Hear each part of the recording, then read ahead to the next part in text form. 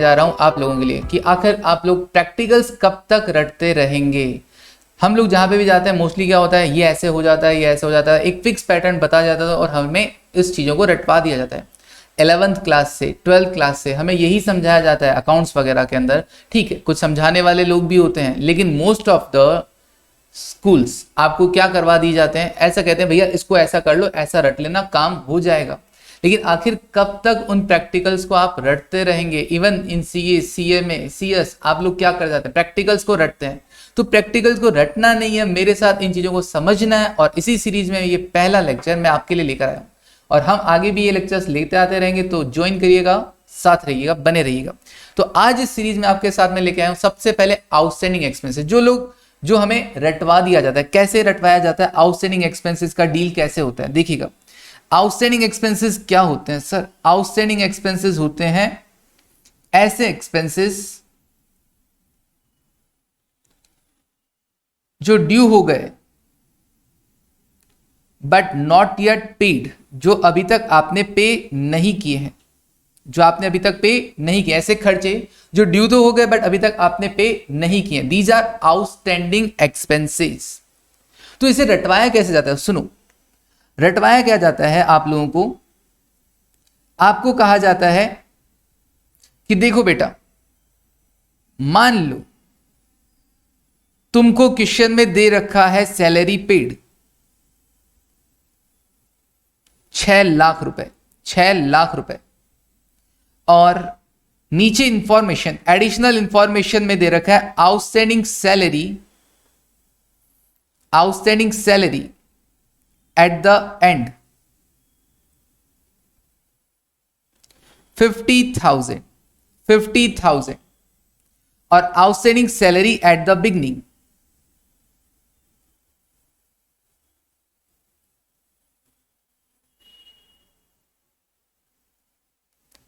40,000।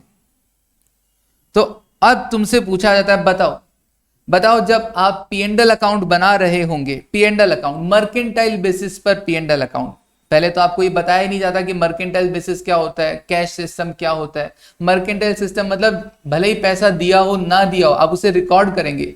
Receipt और payment का system नहीं, भले ही रिसिप्ट हुआ हो ना हुआ हो, भले ही पेमेंट हुआ हो ना हो, आप उसे रिकॉर्ड करते हैं। तो वहां पर आउटस्टैंडिंग एक्सपेंसेस, एक्रूड इनकम, इन सबको भी रिकॉर्ड किया जाता है मर्केंटाइल सिस्टम पे। तो आपसे पूछा गया, बताओ जी, amount of salary debited to P&L account, P&L account में कितना डेबिट होगा, डेबिटेड टू P&L अकाउंट। कब, जब आप अकाउंट्स बना रहे हो एक्रूअल्स बेसिस पर, एक्रूअल बेसिस, कैश बेसिस नहीं, मर्केंटाइल बेसिस पर, एक्रूअल बेसिस पर। अब आपको रटवाया क्या जाता है, देखो जो आपको याद करवाया जाता है वो क्या होता है कि देखो बेटा, ऐसा है कि सैलरी पेड होता है 6 लाख रुपए। इसमें आप क्या करना, इसमें आप एट द एंड वाला ऐड कर देना और एट द बिगिनिंग वाला लेस कर देना। बस तुम ये याद रख लेना, एट द एंड ऐड होगा और एट द बिगिनिंग लेस होगा।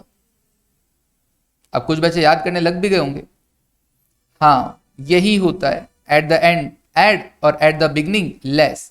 और ऐसा करते ही तुम्हारे पास क्या आ जाएगा, तुम्हारे पास आ जाएगा वो अमाउंट जो तुमको P&L अकाउंट में शो करना है, खर्चा एज एन एक्सपेंस। बस इससे ज्यादा और कुछ नहीं करवाया जाता है।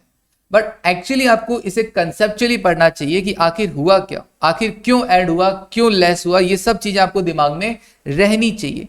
तो अभी चलिए मेरे साथ पढ़िए इसको कंसेप्चुअली। कंसेप्चुअली पढ़ोगे तो क्या होगा, हमेशा याद रहेगा सर, हमेशा याद रहेगा। कब, आखिर कब तक रटोगे भाई, कब तक रटोगे। देखो होता क्या है, जो सैलरी पेड है दैट मीन्स इस बार आपने इतना पैसा दे दिया। जो सैलरी पेड है इसका मतलब आपने इतना पैसा दे दिया, ओके। दैट मीन्स ये अमाउंट तुम्हारे, वो अमाउंट है जो कैश अकाउंट में रिफ्लेक्ट होता है, जो अमाउंट आपके कैश अकाउंट में रिफ्लेक्ट होता है, सैलरी पेड। जो आपके कैश अकाउंट बोल दीजिए, रिसिप्ट एंड पेमेंट अकाउंट बोल दीजिए, उसमें रिफ्लेक्ट होता है कैश अकाउंट, बैंक अकाउंट, ठीक है ना, और रिसिप्ट एंड पेमेंट अकाउंट, ये वो अमाउंट होता है जो यहां रिफ्लेक्ट होता है, रिसिप्ट एंड पेमेंट अकाउंट। कितना रुपया? 6 लाख रुपए, राइट। अब कैश अकाउंट से मुझे जाना है पीएनडल में, और पीएनडल में मुझे लिखना है कि एक्चुअली खर्चा कितने का हुआ। पीएनडल में जो मर्केंटाइल बेसिस पे आप पीएनडल बनाते हो उसमें जो एक्सपेंस आता है वो आता है रिलेटेड टू करंट ईयर, भले ही आपने पे किया हो या ना किया हो। आपको क्या करना है, भले ही आपने एडवांस दे दिया उससे कोई मतलब नहीं है, आपको सिर्फ उस एक्सपेंस से मतलब होता है जो उस करंट ईयर से रिलेट करता है, करंट ईयर से रिलेट करता है। तो मुझे एक्चुअली पहुंचना होता है salary related to current year, salary related to current year, क्योंकि जो करंट ईयर से रिलेट होगा वही एक्सपेंस आपका क्या शो होगा, पीएनडल अकाउंट में शो होगा, शोन इन पीएनडल अकाउंट। कब? अगर आप अपने फाइनल अकाउंट मर्केंटाइल बेसिस पर, एक्रूअल बेसिस पर अगर आप बना रहे हो, अगर आप अपने अकाउंट्स एक्रूअल बेसिस या मर्केंटाइल बेसिस पर बना रहे हो तो। यही अगर आप कैश बेसिस पर अकाउंट बनाएंगे तो ऑब्वियसली ये जो 6 लाख रुपए होगा वही आपका पीएनएल अकाउंट में शो हो जाएगा। बट आप कैश सिस्टम पे नहीं, आप मर्केंटाइल सिस्टम पे, एक्रूअल सिस्टम पे बनाना चाहते हो तो आपको देखना पड़ेगा सैलरी करंट ईयर से रिलेट कितना करता है। अब रिलेट करने में ये है कि ये जो outstanding salary at the end है 50,000 रुपए, इसका मतलब ये वो सैलरी का अमाउंट है जो करंट ईयर के एंड में अभी भी देना बाकी रह गया है, अभी भी देना बाकी रह गया, जो बनता था इस साल से रिलेटेड, जो बट बाकी रह गया, अभी तक आपने नहीं दिया। और outstanding salary at the beginning 40,000, इसके लिए यह माना जाता है कि अच्छा साल की शुरुआत में भी बाकी था, इसका मतलब पिछले साल आपने इसको नहीं दिया था, इस बार तो दोगे। इस बार दोगे तो क्या होगा, हम ये मान रहे हैं कि 40,000 क्या हो गए हैं, इस 6 लाख में से पेमेंट हो गई। ये जो 6 लाख रुपए आपने पे किए थे उसमें से पहले कौन सा पे हुआ, वो 40,000 जो आपने पिछले साल नहीं दिए थे। तो इसलिए हम क्या कर रहे हैं, सैलरी जो आउटस्टैंडिंग है, outstanding salary at the beginning, उसे हम क्या कर देते हैं, लेस कर देते हैं। Outstanding salary at the beginning उसे हम क्या कर देते हैं, लेस कर देते हैं। क्यों? क्योंकि 6 लाख रुपए जो आपने पेमेंट किए हैं उसमें से 40,000 तो पिछले साल से रिलेट कर रहे हैं, उसे आप हटा दीजिए। अच्छा, और क्या करना है सर, इस साल से रिलेटेड सैलरी जो आपने अभी तक पे नहीं की है, फिर भी आप करंट ईयर से बिलोंग करता है, क्योंकि वो सैलरी करंट ईयर से बिलोंग करता है, तो इसलिए आप जब भी पीएनडल बनाएंगे तो उसे जरूर शो करेंगे, भले ही पे ना हुआ हो। तो इसलिए अमाउंट आपका आ जाएगा 6,10,000 रुपए। तो इस चीज को आपको कंसिडर करना है। एट द बिगनिंग मतलब पिछले साल से रिलेट कर रहा था, जो आपने पिछले साल नहीं दिया था इस बार दे रहे हैं, दैट मीन 6 लाख में वो अमाउंट 40,000 इंक्लूडेड है, इसलिए उसे हटा दीजिए। और 50,000 एक ऐसा अमाउंट है जो आपने अभी तक पे नहीं किया है बट करंट ईयर से बिलोंग कर रहा है, इसलिए उसे आप वापस ऐड कर दीजिए।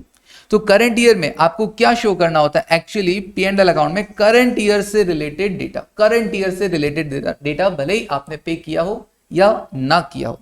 तो ये थी आउटस्टैंडिंग एक्सपेंसेस की बात। इसे आप एंट्री से भी समझ सकते हैं, इसे आप एंट्री से भी समझ सकते हैं।